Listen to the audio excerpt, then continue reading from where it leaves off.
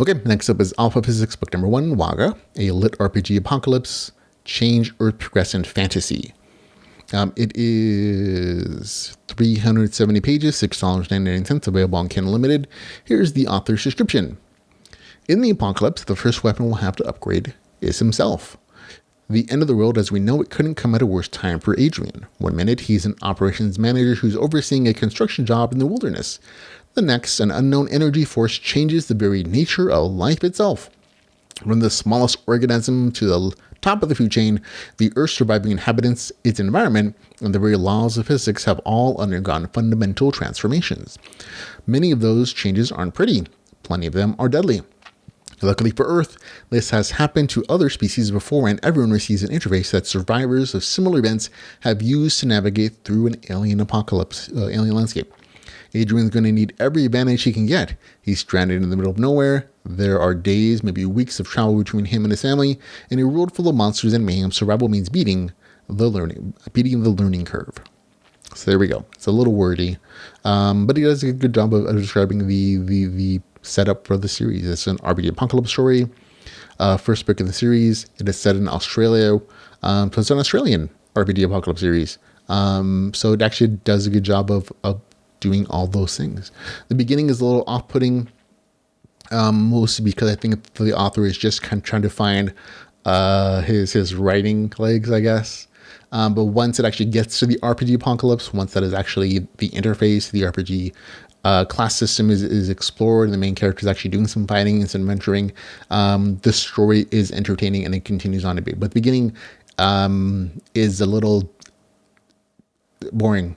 And that's mostly because, not necessarily because of the main character or setup, that I think is done well, but once that the apocalypse happens, like the impetus of that, the main character does like this weird, he's kind of supposed to be a blue mage in power setup, not necessarily in a set class, but he, in his introduction to the system, he goes to these weird and honestly boring scenarios of where he's an RPG monster, and he's going through their life and supposed to be learning something from, but the descriptions are so tedious.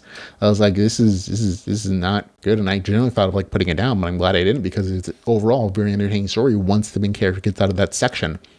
And you never see that type of learning thing again, really, where he's like where you're just kind of in this cutaway of this animal, and how its powers work and how it's interacting with things like that. It's very much like this thing in the beginning portion of the story where it's like, I've just found it annoying and unnecessary.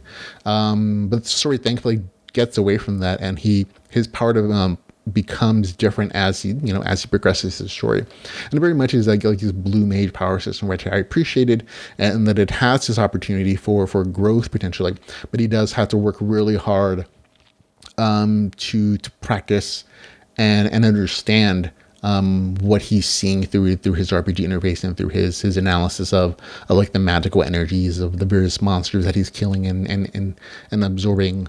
So I liked the game mechanics. I liked the RPG Apocalypse system. It is going to be a mixed bag for some readers, just because it isn't consistent between what the main character has and what everybody else. So there seems to be this two-tiered system where some people just get a straight class system, and the author really good at this way of describing why it's different for different people. So I can appreciate the depth of it. But it does definitely feel like two different systems. One is very class oriented, where it's like, oh, somebody gets a simple system, they get simple power sets, it's very progressive, they can see how it's going. And they go level 1, 2, 3, 4, 5, 6, 8, 9, 10, whatever the case is. For the main character and some other characters in the story, they have a very advanced system where they don't necessarily get like easy level up bumps, but in exchange, they get really interesting potential powers that aren't necessarily just in a class. They don't necessarily have a class system where it's like, oh, you're a paladin, you're a rogue. Instead, they get a much broader set of potential skills, but it's much harder for them to level. And I feel like that was a good trade-off, but it does feel like, again, two kind of separate systems necessarily, or like a variety of systems for some players. But still, very interesting. Had a good time with it. The RPG Apocalypse side of things in the story, it's the monsters are there. The apocalypse is there, and that their electricity that's necessary to work and other like set systems. So people are starting over, having to go back to basics of fighting for their lives, for survival, and against monsters and like shelter and food to a good degree. But it wasn't necessarily so apocalyptic that I felt like there was this like necessarily terrible threat. It wasn't a super dark RPG apocalypse. It's very much along the lines of in the setting of this world and the story, people are pretty decent. And I was slightly annoyed at that because I know in real life, like, people would be jerks. Or maybe this is because I'm American and the story is set in Australia. And in Australia, maybe people are just a lot nicer and they're a lot more cooperative.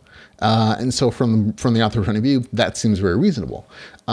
But I guess I'm an American and I watch too much Walking Dead or Fear of the Walking Dead, and everyone seems to be terrible. Like, the good people die off fairly quickly from all the bad stuff that happens.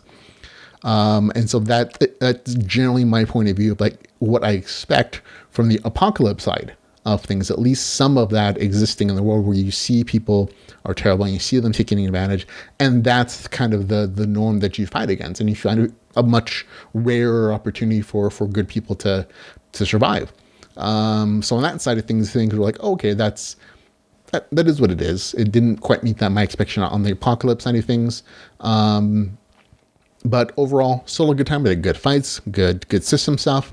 And I think most LITrpg reviewers are going to really enjoy this, and they seem to have based upon reviews of the story. So for me, I guess the score is 7.7 out of 10.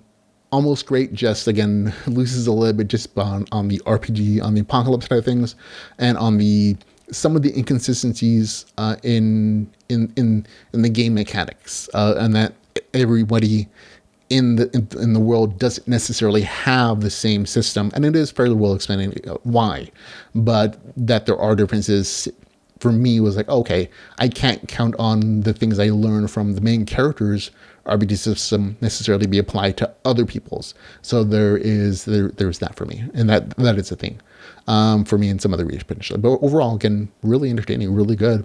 Gets a 7.7 out of 10, which is a really good review score rather.